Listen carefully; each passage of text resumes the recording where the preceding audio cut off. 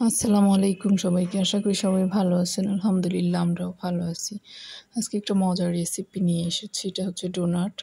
এটা কিন্তু ছোট বড় সবাই পছন্দ করে, আর বাচ্চাদের টিফিনের জন্য তো একটা পারফেক্ট রেসিপি। আশা করি আপনাদের উপকারে আসবে। এই যে দেখেন কতটা সফট, দেখতে কতটা ইয়ামি হয়েছে। আমি আজকে ওভেনে বানিয়েছি, এটা আপনারা চুলায়ও বানাতে পারবেন। যাই হোক, সব টিপস ট্রিক্স সব কিছু আপনাদেরকে বলে দিব আমি। প্রথমে আমি খামিরটা করে নিব, আর এটা আমি করেছি হচ্ছে আটা দিয়ে। এই খামির দিয়ে আসলে পিৎজা কিংবা বান সব কিছুই করা যায়। এই যে 2 কাপ আটার মধ্যে 1 টেবিল চামচ চিনি, 1 টেবিল চামচ পাউডার মিল্ক, হাফ টেবিল চামচ দিয়েছি ইস্ট, আর লবণ একটু স্বাদ মতো দিয়েছি। সয়াবিন তেল দিয়েছি প্রথমে 2 টেবিল চামচের মতো। এখন খুব ভালো করে কুসুম গরম পানি দিয়ে কিন্তু এটা মিক্স করব। একটা আঠালো ডো করব আমি।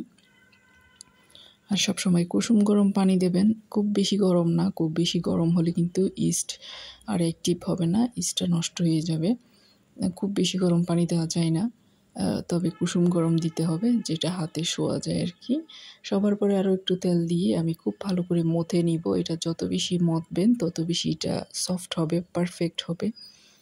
দেখেন মধ্যে মধ্যে হাত থেকে যে ময়দা সেগুলো উঠে আসতেছে, স্টিকি ভাবটাও চলে গিয়েছে। এখন আমি ঢেকে রাখবো ঘন্টাখানেক। দেখেন 1 ঘন্টা পরে এটা ফুলে একদম 3 ডাবল হয়ে গিয়েছে। এখন এই বাতাসটা বের করে আমি এটা হচ্ছে ডোনাটের আকৃতি দিয়ে দিব। একটা বোটের মধ্যে এটা আমি রুটির মতো করে বেলে নিব, তবে পাতলা হবে না, এটা পরোটার মতো একটু মোটা হবে। এভাবে চাইলে আপনারা আসলে বাসায় বানিয়ে বাচ্চাদেরকে দিতে পারেন। এই সব খাবারগুলো দেখা যায় যে দোকানে অনেক দাম দিয়ে কিনতে হয়, কিন্তু আপনারা দেখেন কত সহজে আমি আটা দিয়ে বানিয়ে ফেলেছি। এই যে একটা মোটা পরোটা বানালাম।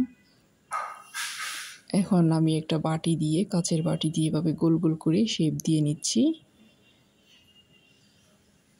আর ইস্টের কথা যেটা বলবো সেটা হচ্ছে, ইস্ট আপনারা যখন প্যাকেট খুলবেন এটা আর নিচে রাখবেন না, ডিপ ফ্রিজে রেখে দেবেন।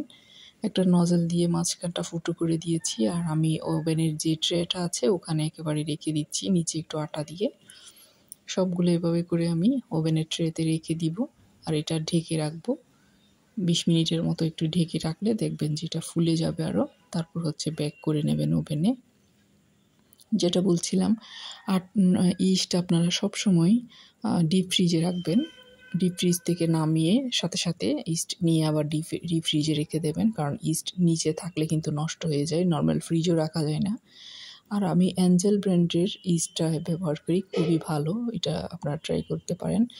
এই যে আমার 20 মিনিট পর আমি ওভেনে দিয়ে দিলাম, এটা ফুলে উঠেছে আমার বানগুলা।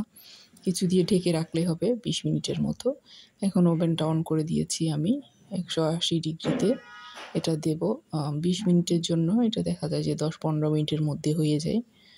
উপর আর নিচ থেকে তাপ দিয়েছি দেখেন। 10 মিনিটের মতো, 10-12 মিনিটের মতো সময় লাগে, অথবা 15 মিনিট লাগবে। আপনারা যখন দেখবেন যে উপরটাও লাল লাল হয়ে গিয়েছে তখন আপনারা ওভেনটা বন্ধ করে দেবেন। আর যখন গরম ভাবটা ওভেন থেকে চলে যাবে তারপর হচ্ছে নামিয়ে পরিবেশন করবেন। দেখেন আমার উপরেরটা কি সুন্দর লাল হয়ে গিয়েছে। আর নিচে 2টা দিয়েছিলাম, ওই 2টা হয়নি, কারণ এটা দেওয়ার যে প্রসেস সেটা ঠিক হয়নি। আমি জাস্ট এমনি দিয়ে ট্রাই করে দেখলাম, কোনো সমস্যা নেই। এই যে দেখেন আমার কি সুন্দর করে হয়ে গিয়েছে মাশাআল্লাহ।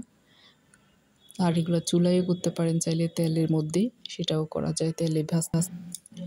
তেলের উপরে হালকা হাতে ভাজতে পারে, তাও হয়ে যায়। কিন্তু আমার কাছে তেলের মধ্যে আনহেলদি মনে হলো, তারপরেও আমি আরেকবার তেল দিয়ে ভেজে আপনাদেরকে দেখাবো। আর কেমন হয়েছে বলবেন, লাইক কমেন্ট করবেন। আজ এতটুকু। আসসালামু আলাইকুম সবাইকে।